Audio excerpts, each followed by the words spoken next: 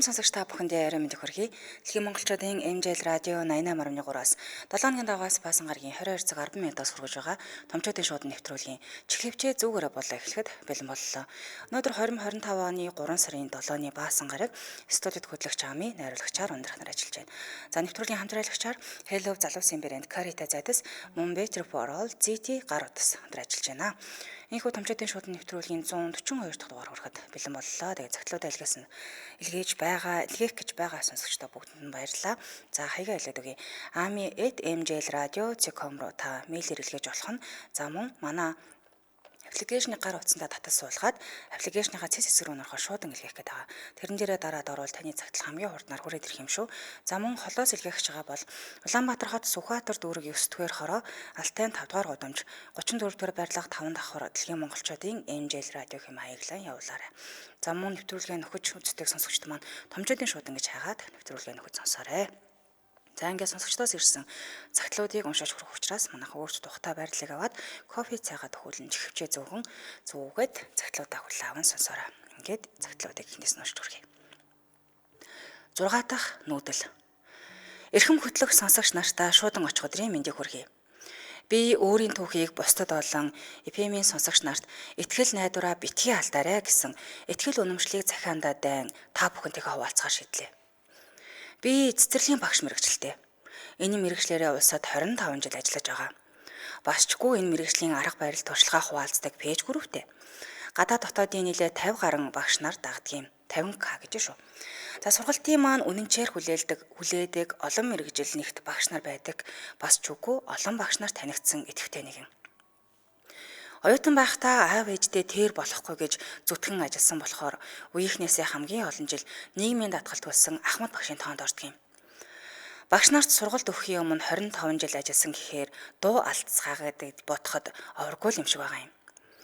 Энэ амьдралд алдаж онон зүтгэсээр 3 хүүхэдтэйгээ маш их нүүсэн байдаг юм.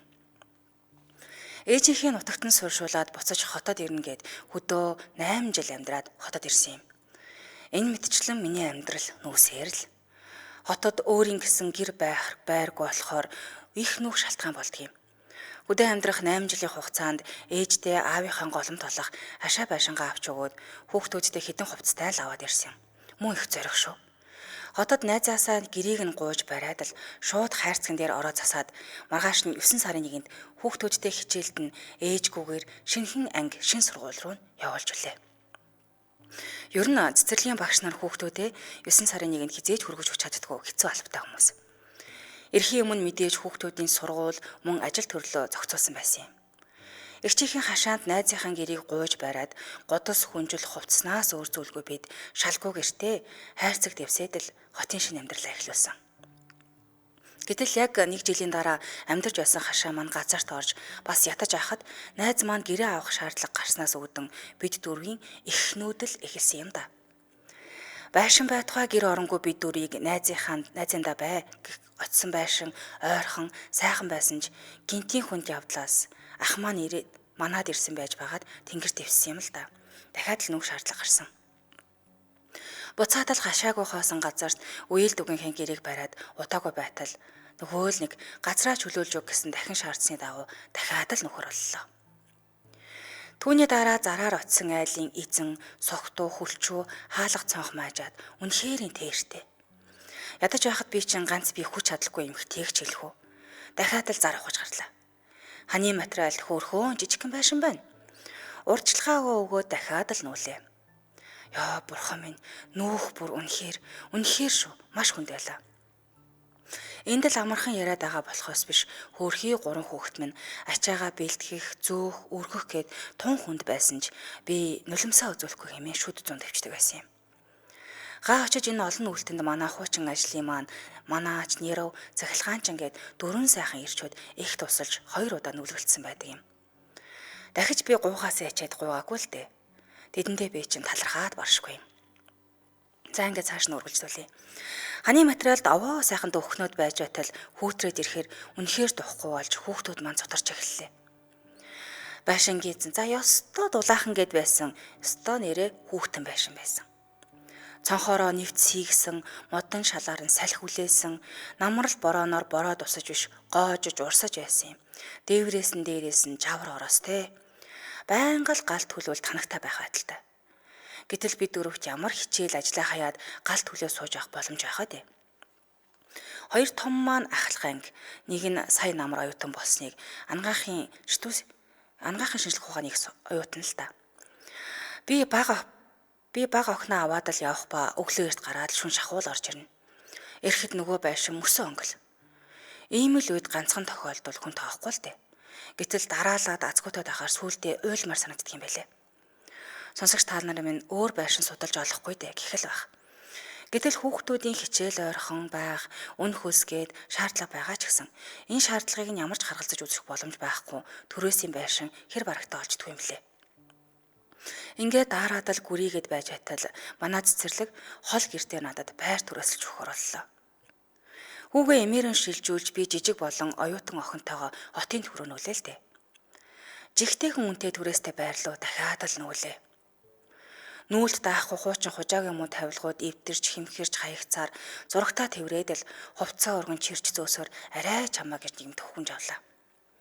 Тавилгатай байр байсан учраас ядарсан бидэнд их л амар байсан юм. Том хүүгээ хөдөө явуулж, баг охиноо сургуулийг нь шилжүүлж, ажлын дундуур гарч зөөхөл асуудалтай. Дахин яг нэг сарыг ардаа орхилоо. Гэр оронгүй бид 100 болтол ингээд амар байгаа ч гэсэн 100 хаачхан тодорхойгүй дор бүрнээ хичээсээр л. Сонсож авах минь мэдээж бид байгууллагатаа баярлаж байгаа. Гэхдээ 24 жил улсын байгууллагад ажилласан, дассан орчноос уурж авчрахтаа олон амлалтын нэг нь уул нь байр байсан юм. Алав биш ч би түүх болж нэхэгүй л дээ. Тэд амлалтын дагуу байраа зогсоолж өгсөн юм. Хотын төв дэх амьдрал өрнөж байх 1 сарын дараа сайхан мэдээ ирлээ. Бурхан Тэнгэрийн аврал гэж. Биелэгдэх хэсэг нь тодорхойгүй байсан байраа хүлээж авлаа л гэж байна. Өөрийн гэртээ тэр дундаа тухлаг байрлуу нүүх, ямар ч мэдэхгүй төрөөсийн байрлуу нүүхээр харьцуулшгүй. Жаргалын далаа гэсэн үг. Эцэст нь бусдад илгээх мессеж юу вэ гэхээр та битгий шантраарай. Зүтгээд л байгаарай. Энэ олон жил зовж зүдэрч, хаягдаж, доромжлуулж, уйлж дуулж, өвдөж шаналж байсан он жил минь нэг л өдөр намайг шагнасан. Та нарыг минь ч гэсэн нэг л өдөр шагна гэдэгт итгээрэй. Зурагтнаас өөр хогшилгүй бид нар шалаар ороо засан, шүлөө чанаж жаргалтай байх. Миний болон хүүхдүүдийн минь энэ баяр баясгал та нарт нь болон үрсэд тань дамжигэй. Булган биш байр нь сүүлээ шаравлаа. Жиж толгойд дэдгсдийн санаажилсан очих болгонд минь тэг шаадаггүй ярилцдаг гэр хорооллын орон суучлуулах агентлагийн мэрэгчлэлтэн эгч носкийн шудраг шулуухан харилцаатай хариуцлагатай болормоо мэрэгчлэнтэй чин сэтгэлийн талархлыг төвшүүлээ. Шудраг ёс гэж байдгийн билээ. Эцэст нь хэлэхэд би энэ эгчээгийн хашаанд гэрээ бариад амьдарч байхад газарт орсон тэр хөөхөн хашаа ингэж надад буйнаа өгсөн юм гэдгийг зөв ойлгоорой. Буян заяа гэж байдаг юм шүү гэсэн байна. Оо ямар гоё юм бэ. Баяр хүргэе таньда. Тэгээд цагтлаа илгээхдээ нэрээ нуцсан байсан учраас нэрийг нь дурдсангүй. Нүүдлийн зовлонг бол яс махандаа шингэтэл мэдэрсэн юм бол одоо ч нүүд суугаад явж лаа. Гэхдээ таны маань энэ цагтлыг уншсанаар буян заяа нэрээд булган сүүлгээ шаруух баха гэж бодож энэ жил ямар ч хэлсэн. Өөрийн гэсэн орох оронтой болж дахиж нүүд суухгүй болно ямар ч хэлсэн. Тэгэхээр бас нүүдэл суудал хийгээд орох оронтой болохгүй зүтгэж байгаа хүмүүс маань битгий шантраарай. Заавал та өөрийн гэсэн орох оронтой болно. Яаж ч чаддээ зүтгэл шүү тийм ээ. За сонсогчдоо бүгдэнд нь өчигдөр мэндийг хүргэе. Бүгдэнд нь ингээ үргэлжлүүлэн хэдүүл хамтраалагчаа танилцуулчаад дараагийнхаа цагт руу орно. Нэвтрүүлгийн хамтран ашигчаар Hello залуусын брэнд Карите зайцыг танилцуулъя. Тэгэхээр 220 г-ийн хүнсний зориултаа савнд 120 г зайдас, 100 г улаан лойлын сүмс, за бүгд нэгт ороо буюу мотон сэрийн хүртэл байдаг. Нунтаг хайрыг савны орол хэсэгтээ байршуулсан. Хэрэглэхэд тус хурдан 2 минут богино зууханд халааж, за эсвэл 80 градусаас дээш халуун усанд 5 минут халаагаад хэрэглэчихье. Дотроо 4 төрөл байгаа. Энгийн Карите, бяцлагтай зайдастай, халуун ногоотой, цагаан зайдастай гэсэн 4 төрөлтэй. Тэгэхээр Очир Дагнас компани Монголд анх удаа Карите зайдсыг үйлдвэрлэн худалдаанд гаргасан байгаа. За маш хамтдаа түргэн хоолны төрөлд багтдаг. Бидрийг нөгөө амтлуулах гээд авчирч байсан. Үнэхээр яар сандарсан үед ч юм уу Хүүхдүүдэд идүүлэхөө зүгээр санагдсан. Таны хөдөө гадаа аялал малалж явах таны хөнгөн замдаа идэж явахд бол тун зүгээр юм байлээ. За бүтээгдэхүүний шошгон дээр QR код байгаа. Тэрийг уншуулад халаах заавар зөвлөгөө нь бүгд байгаа гэсэн. Хаанаас авах юм бэ гэхээр бүх сүлжээ дэлгүүр, хүнсний дэлгүүр болон Очир Дагнас компани нэрийн барын нийлгүүр дээр хөдөлтаалагдж байгаа. Дэлгэрэнгүй мэдээллийн 76 тэгтэг 7530 76 тэгтэг 7530 дугаараас нь аваарай. Хаяг байршлууд Баянзүрх дүүргийн 11-р хороо за сошиал хаяг нь Очир Дагнас гэдэг хаягаар гараад ирэх нь. Баярлалаа хамтран ажилласан Хэллэв Зарлоосын брэнд Каритай зайдсуулаа. Баярлалаа. За ямар мундаг юм бэ гэж байна. За сарнаа сараа маань яа нүүдлийн зовлон жаргалыг харин утгаар нь мэдрээд л явж байна да гэж олон нүүд суух нь хэр хэцүү тийм ээ. Тэгэд нүүхгүйгээд жаах амьдралын шаардлагаар хүүхдүүдийн хичээл сургууль ажил төрөлтэй ойрхон байр гээл хайгаал явна. Тэгээд нэг үн мөнгөл бодож байгаа юм л та. Төрөөсийн байраарч олон жилчтэй явж байна да явж байна. Утгагүй дууснаа тэгэд.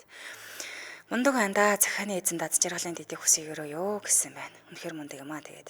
Цэцэрлэгийн багш гэдэг хүмүүний зовлонгоос хэдүүлээ хаяаш нэг бас ойлгож лэмэр санагдлаа энэ захианаас 9 сарын 1-нд хизээж хүүхдүүдийг эртний хүргэж өгч байгаагүй нэ өөрөө шамбираагаа авахын тулд сургууль нь ерөөсөө өөрийнхөө төрс хүүхдүүдийг хүргэж өгөхгүй л ингэ явдаг та гэж.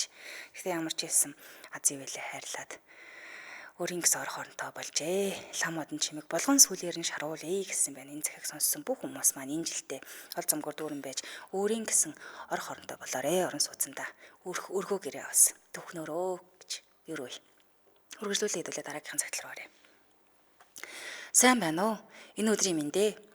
Би өөр тохиолдсон нэг сургамжтай аж гэхүү хизүүч гэхүү нэгэн явдлаа өөр бусад бүсгүйчүүдэд тохиолдох вэ гэд энэ тухайга бичмээр санагдлаа л да. Би 2020 он ковид гарахын өмнөхөн нэг залуутай фэйсбүүкээр танилцсан юм. Бид хоёр их ч удаан чаталж орой бүр видео коллоор ярьдаг байлаа л да. Тэгээд тэр жилийн 12 сард бид хоёр анх удаа уулзахаар боллоо. Тухайн үедээ ковид гээд би гарч чадахгүйж тэр маань хүчний байгууллагт ажилладаг байсан учраас ээлжээ буугаад над дээр хүрээд ирсэн юм. Би ч хоол ундуулж бид хоёр оройжин сайхан яриа өрнүүлээд зүгээр сайхан унтаж хамраад тэр цагаас хойш бид хоёр илүү дотн болсон юм. Ингээд бид хоёрын үерхэл 2021 оны намар үл ойлголцоос болж хоёр тишээгээ болоод 5 сар болсны дараа би өөр нэг залуутай танилцлаа л да. Гэхдээ би дотроо түүнийгээ бодсоор л. За тэгээд тэр залуу надаас анх захиалгаар юм оёх уу гэд асууж байгаа танилцсан юм. Би тухайн үедээ ажлын хажуугаар юм ойдог байсан юм л да. Энэ үед ч охин маань миний ажлын ачаал дарагдаад ядраад байх шиг болохоор нь ойрхон өвөө эмээ дээр нүгчсэн байсан юм. Тэгээд л тэр залуу хөдөө том тэрэг барьдаг гэдэл хит хитэн машины бүрхүүл гучлаг оюулаад тэгээд байн чат бичээдэл хөгжөөгөөд л байдаг байлаа. Би ч тухайн үедээ их л ганцаарддаг байсныг хэлэх үү. Өөр нэг эр хүн гарч ирээд л анхаарал халамж тавиад ахаар эмэгтэй хүнч тэгээд хурдан тасдаг юм билээ л дээ. Ингээд уулзаад болцоод л явсаар 2 сар болоод тэр манайхаар орж гардаг боллоо. Би тухайн үедээ ганцаараа ажилтайгаа ойр байр түрээсэж амьдардаг байсан юм. Сүүлдээ тэр залуу манад хамтдаа амьдарч эхэлсэн.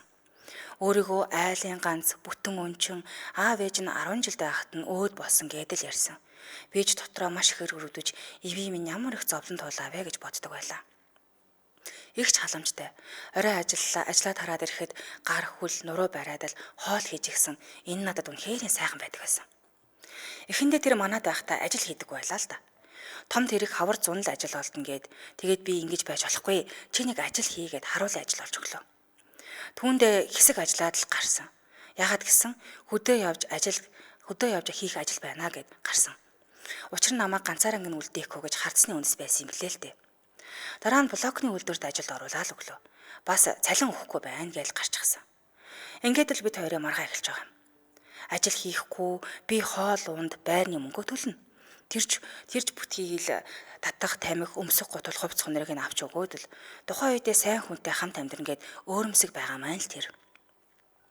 Ингээд бид хоёр хамтдаа амьдраад 3 сар өнгөрлөө.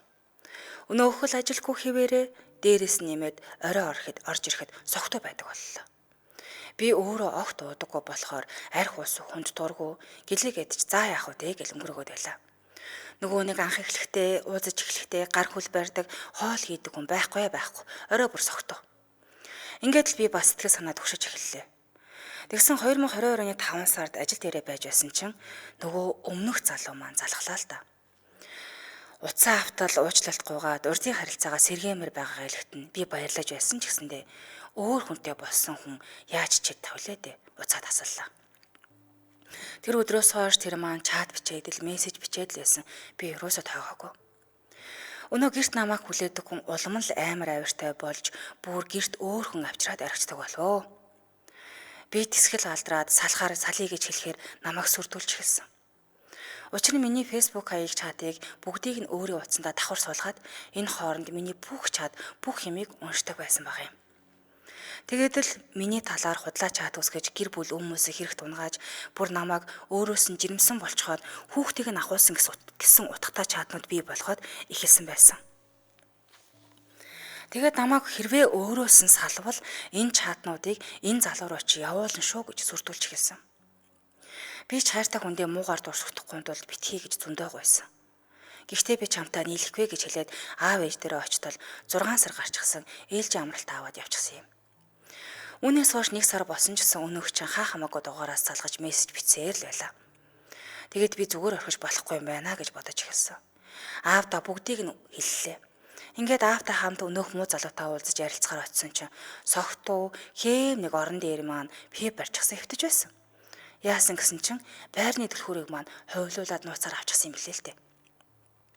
Би шууд л тэр байдлыг хараад за энтэй ч юу ч ярих вдэ гэж бодоод цагдаагийн хэлц рүү аваад явлаа.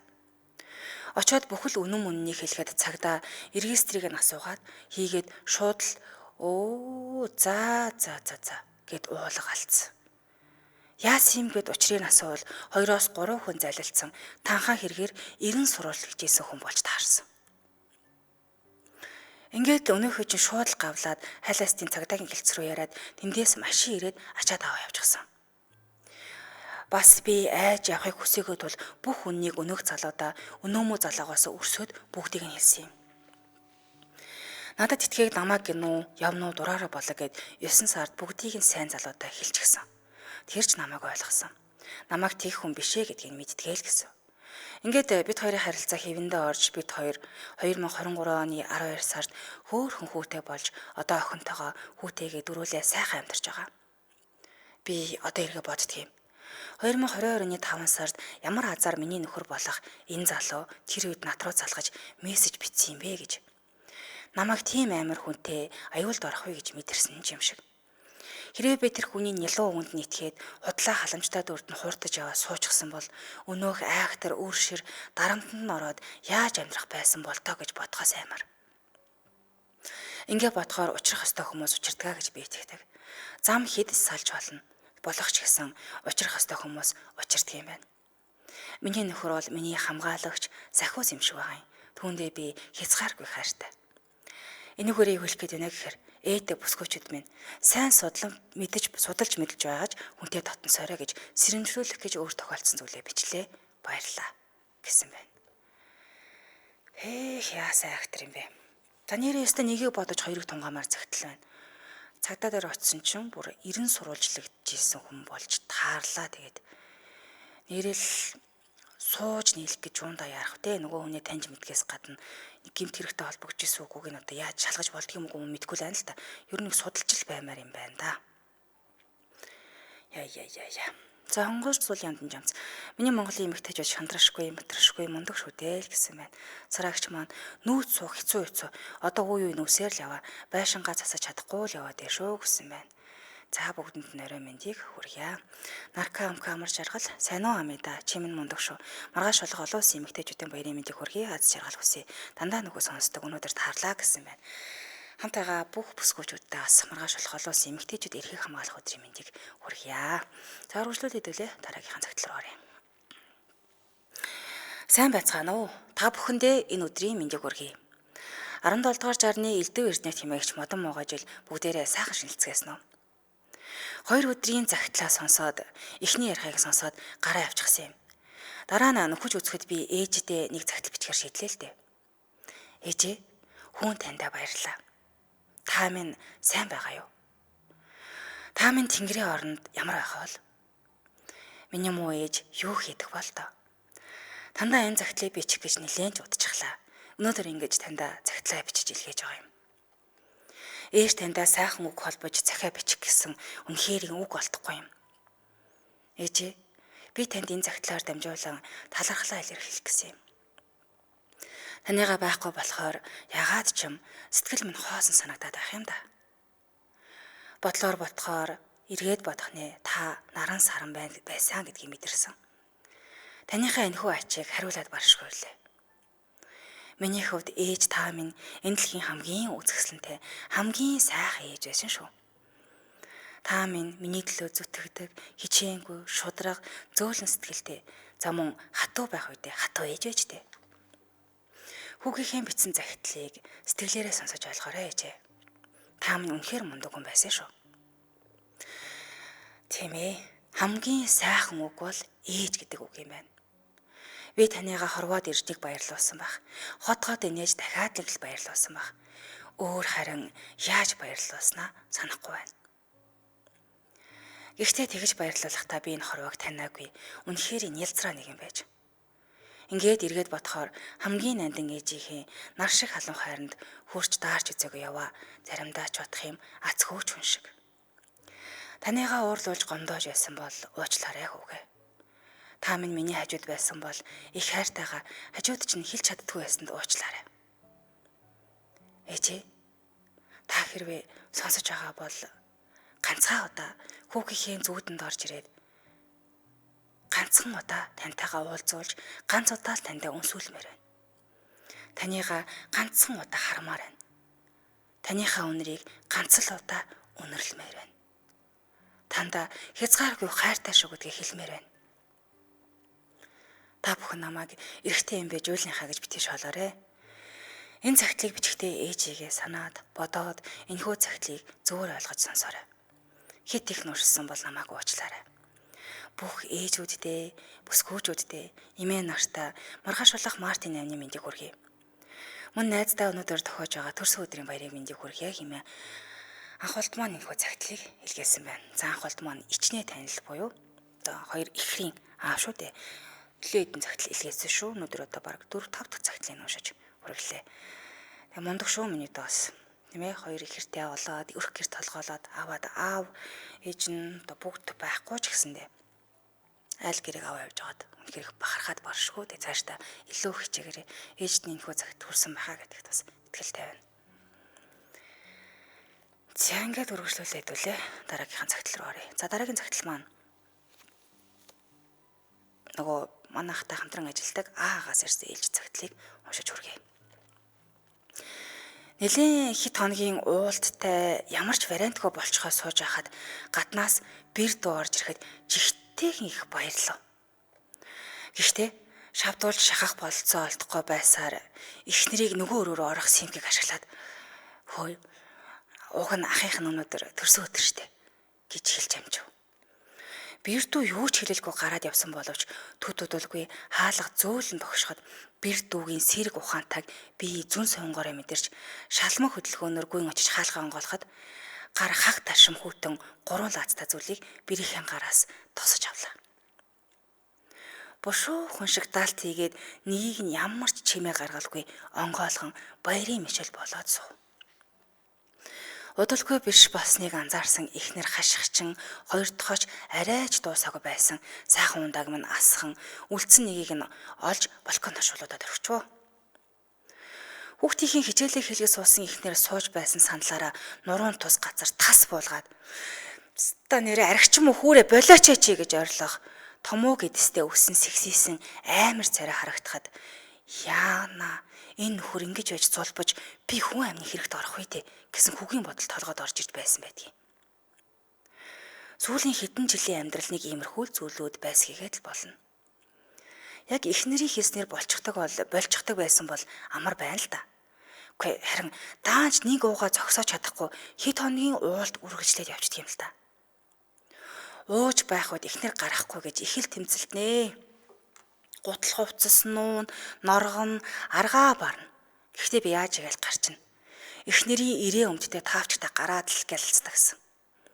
Эхнэр "За энэ аавыгаа харж агаарай" гэд охин цохиод гарахт нь араас нь шурт хийн. "Үгүй аавда хайж гээд байгаа юм бэ" гэдэл өнөө муу сунсан цагаан макнаас зуурна. Тэгэхээр нь гарын мөрөгчаал цугдаачна.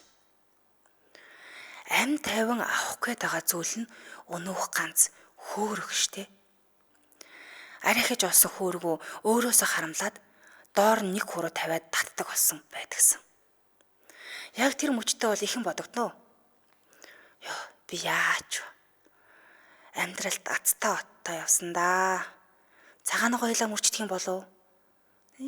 Тэр гай таараагүй бол би гэж юу гэж уухайд. Яа та энэ хар усыг станер болчих юмсан. Тэгээд л өнөө хуруу тавиад үлдээснээ шавхсны дараа дахиад л хөөргөний тухай бодож эхэлнэ. Тэрний хүүтэн өвөл нэлээд хоногийн ээлж уултыг дөнгөж зогсоосон өдөр 1-р ангид сурдаг охиноо авахаар сургууль дээр нь очиход охин маань намайг харангуйтай "Хөөе аав, ирүүл болцсон байна штэ" гэд амаараа хилээчгүй нүдэн дээр минь тот харагдахаар баярлсаар над руу гүйгээд ирлээ. Тэгээ бодлоо. Охин минь хичнээн өдөр шаансан бол надад ч гэсэн нэг тийм таагүй дурсамж байдгийн. Гэхдээ би түүнийг охиндоо хүсээгүй шүү дээ гэж бодогдоход толгоороо дэлсээд авах шиг болж ирлээ. Намар хүүтэн орой энэ байдал хизээ дуусах юм, дулаан гэртээ орж унтах юмсан гэж бодон дүүтэйгээ хамт амбаарт хураалтаа эсгээд ирэхвтэж байсан минь дурсагцсан юм. Гэхдээ тэр үеийн би одоогийн охин бид хоёрын бодол өөр байсан юм. Би дулаан гэртээ орж унтахыг л бодсон байхад аав минь битгий арх ууж өвдөж зовоосой л гэж охины минь хүсэл байсан. Энэ ч магадгүй бурхны хүсэл байсан байж болно. Тэр оройдоо аагийн уулзалт найзаараа хөтлөөсээр л очлоо. Очтол цөөвтөрхөн үеийн болов гэмээр залуус уулзалт эхлээд нэг нэгээр ярьцгааж байна. Өмнө нь ийм тэгээд үнэн яриа сонсож байгаагүй би зүрх чимээлэн сонсож үлээ. Эхний цаг нь 40 минут. Дуусаад 2 дугаар цаг эхлээд намайг дагуулж ирсэн нөхөр явчиж би ч дундуур симээрхэн гараа явчихдаг юм уу гэхний бас тэр хүмүүсийн яриаг сонсмоор өөдөнд нь ойрхон суугаад лайлаа. Тэгээд цуглаан дуусах төхөж байсан болоо да гинэт бүх чимээг болчлоо. Тэгэхт нь би аригчин байна. Надад туслаач гэд уйлан дуурайд л ирлээ. Тэгээд цуглааны дараа андууд суух уу юм ярил л та гэж жаал ярьж байгаад гарлаа. Тэндээсээ гараад гэрлөөгөө алхаж авахд нэг тийм санхүүгийн хүнд байдлаас гарсан ч юм уу эсвэл удаан ажилгүй байжгаад ажилд орсон ч юм шиг гэмээр юм уу. Ямар ч нэг тийм том асуудал нуруунд дээрээс аваад хайцсан юм шиг мэдрэмжээ. Гэртээ ирлээ. Эхнэрээ хоол аягалж өгөнгөө ширээнд хамцав. Тэгэхэр нь би хэллээ. Юу хөө? Нөгөө хин намайг явдаг газар аваачлаа.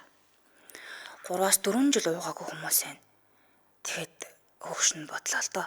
Би нэг яваад үздэг юм уу? Энэ муу архийг ёстой болий. Болох байхаа гэд яриад эхлэхэд ихнэр тгийч хөө гэд уртаасаараа нэмсгэлэн суун. Уг нь 1 хоногийн өмнө муу архич хүүрээгээл зогсож байсан хүн штэ. Эмэгтэй хүн гинэн хонгортой ч юм уу эсвэл намайг нэг юм өөрөө шийдээд хийхээр зүтгээд байдгийг итгэснийг ч юм уу мэдэхгүй л дээ. Тэр нэгт өдөр байсан юм.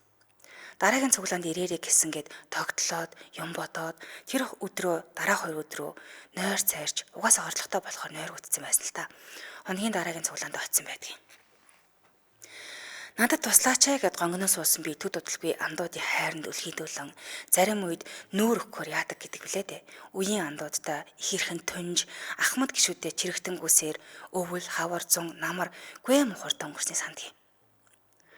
Уулзалтанд суугаад удаагүй байхад ахмад гişүд маань уухгүй байх арга зам туршлага хаваалцсан. Надад хэлэхдээ миний анд аль болох өөрийгөө завгүй байлгуул зүгээр шүү. Тэр нь чамайг ууцах нөхцөл байдлаас холдуулж байгаа юм.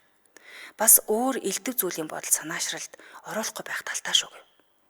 Би ч чихэн холмоос нөхөр орж ирсэн болохоор ахмад гişүүдийн зөвлөгөөг дагах. Ингээд өөрийнхөө завгүй байлгахын тулд хэдэн октоо сургууль цэцэрлэгтэн цөөх ажлыг ёостой гаргахгүй хийдэг болсон доо. Өмнө нь энэ зүйлийг ажил гэж ойлгодоггүй их нарл хийх ёстой. Бараг үрхийн тэргүүн гих хүндэд алдарт нийцэхгүй зогсохгүй гэж бодож явсан байх уу. Заримдаа ч хүүхэд зөөх бас л яригтай санагдсан. Гэхдээ дараа жилээс нь энэ зүйл хэвэн болж тэр охин тэрний доодох 2 дууг нь сургууль цэцэрлэгтэн зөөж сургууль цэцэрлэгээс нь аваад л тэр жаахан гарыг атхан хөтлөж авах сайхан. Жил ирэх болгонд л гарын том болоод байгааг л мэдэрдэг юм. Тэрний хавар их мундаг сайхан болцсон хүн яах вэ? Сайн аа болсон царайгаар том охиныхоо эцэг ихийн хуралд сууж үзлээ. Тэгсэн охиндоо анхаарал тавьсан сайн аавын төлөв царай гаргаж суух үнэндээ над түүхтэй байсан. Ядаж байхад бусад аав ээжүүдчийг багштай чөлөөтэй ярьж чадахгүй байгаадаа тэдэнд атаархсан сэтгэл минь хилтэйгээ гайхуулах гэсэн юмуд ойлгомжтой юмыг юу олсон давтаж ярьдгийг гэж бодон төгшөн. Хурал дуусаж багш цөөн тооны эцэг эхчүүдийг ганцаарч уулзахыг хүсв. Би гэж мангар хүн бураад орсон ирлээж тэр сайхан эмэгтэйтэй цөөхөн хором гэлтэй ярилцах боломж олдох нь гэж баясав.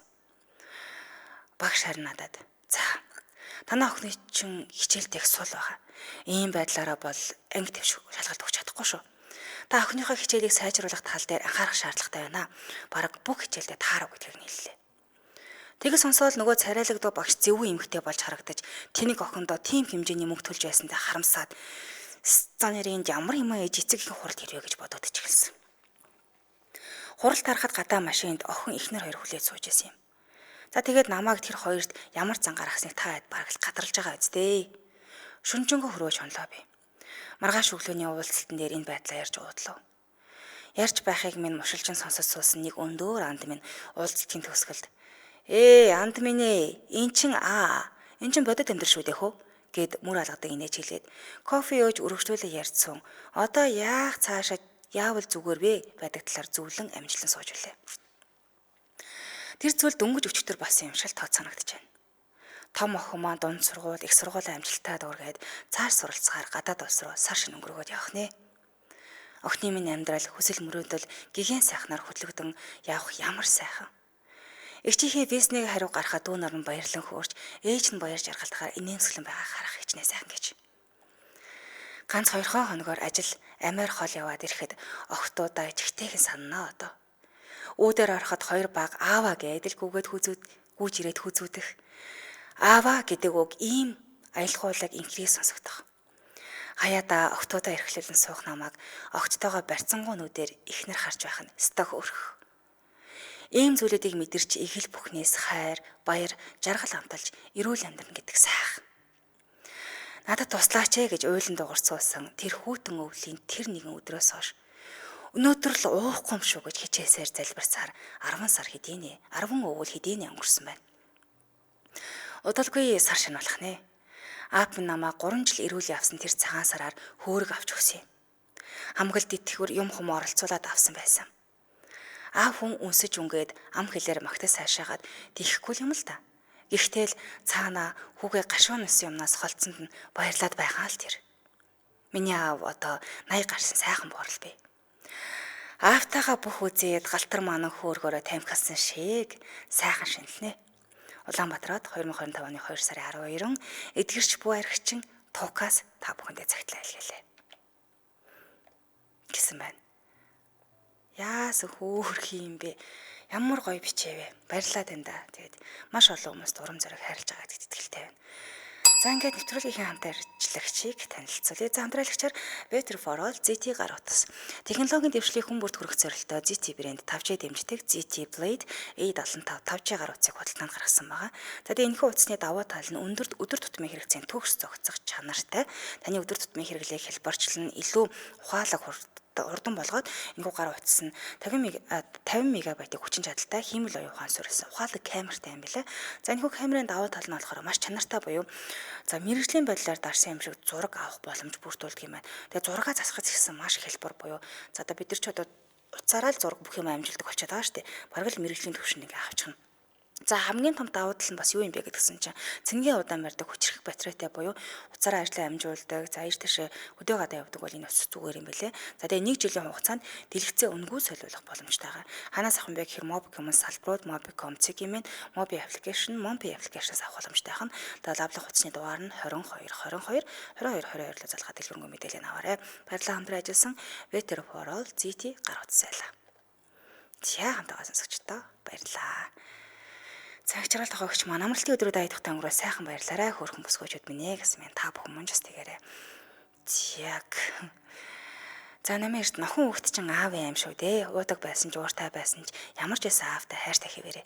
Өөр хүүхдүүдэд цагаан цааш шиг хайраар дүрэн борход юм аа л гэсэн байна. Яг үнэн. За манайхан ч энд уйлаад л эхэллээ дээ. Цаад машараа админадыг хариу өгөөрэй гэсэн байна. За тий. Соко маань ээжээ өнөөдөр таны минь төрсөн өдөр хэдийгээр та минь байхгүй ч гэлээ. Ээжтэй төрсөн өдрийн мэндийг хүргэе. Мөн Мартины мэнд хүргэе. Хайртай шүү ээжээ гэсэн байна. Соко маань ээжээ охин нь үнэхээр ятраад шантраад байна. Зүгээр л уучлаарай гэсэн байна.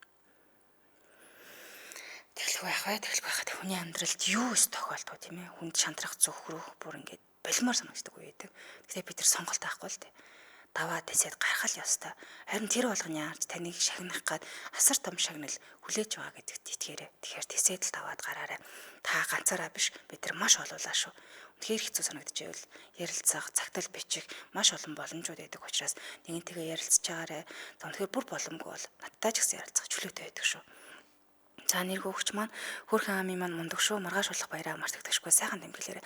Бүх сайхан эмэгтэйчүүдтэй баярын мэндийг хүргье гэсэн байна. Окно амида баярын мэнд хүргэе. Байнга сонсдог шүү. Үнэхээр гоё шүү гэсэн байна. Та өнөөдөр хамт байсан сонсогчдоо үнэхээр их баярлалаа. Сайхан цагтлуудыг бас уншиж одоо тийм ээ хүргэлээ илгээж байгаа сонсогчдоо баярлалаа. За тэгээд эх 7 хоногоос бас сонирхолтой дугаарууд та бүхэндээ хүргэнэ. Ялангуяа энэ аагаас одоо итгэрч байгаа хүмүүс маань өөрсдөө ирж зочноор одоо оролцохоор бас үнэхээр их таатай байгаа. Тэр хүмүүсүүд тулсан амьдрал яаж гарсан, яаж итгэрсэн хүмүүстэй урам зориг хүүднээс тэр хүмүүсээ зочноор оролцооч гэдэг санал тавьсан. Тэгээд зөвшөөрсөн. Тэгэхээр одоо томчуудын шууд нэвтрүүлэг маань илүү өргөн царгуураа тэгээд илүү одоо нийгэм лөө хандсан дугааруудыг хийгээд явах болохоор манайхан бас алгасалгүй дугаар болгоно үзэж байгаарай. Тэгээд маргааш болох олон улсын эмэгтэйчүүд эрхийг хамгаалах өдрөө сайхан тэмдэглээрэй. Тэгээд гол нь маргааш нэгч бүсгүй битгий уйлаасаа, нэгч бүсгүй бас зовоосоо тийм ээ аз жаргалтайгаар өдрүүдийг өнгөрүүлээсэй. Яа тэгэхээр эн чинь олон улсын эмэгтэйчүүд эрхийг хамгаалах өдөр учраас тэгээд эрхээ хамгаалах төлөө бас таад маань дугаараарай. Энд хүргээд нэвтрүүлгийн өндөрлөе. Студид хөтлөгч амын найруулагчаар ундрахнаар ажиллалаа. За тэгээд нэвтрүүлгийн хамтран ажиллагчаар Hello залуусын брэнд Carried Zaidas мөн Better for All ZT гар утсалаа. Амралтынхаа өдрүүдийг хай тухтай сайхан өнгөрүүлцгээхээрээ эх 7 хоногт иргэн баяртайгаар уулзъя.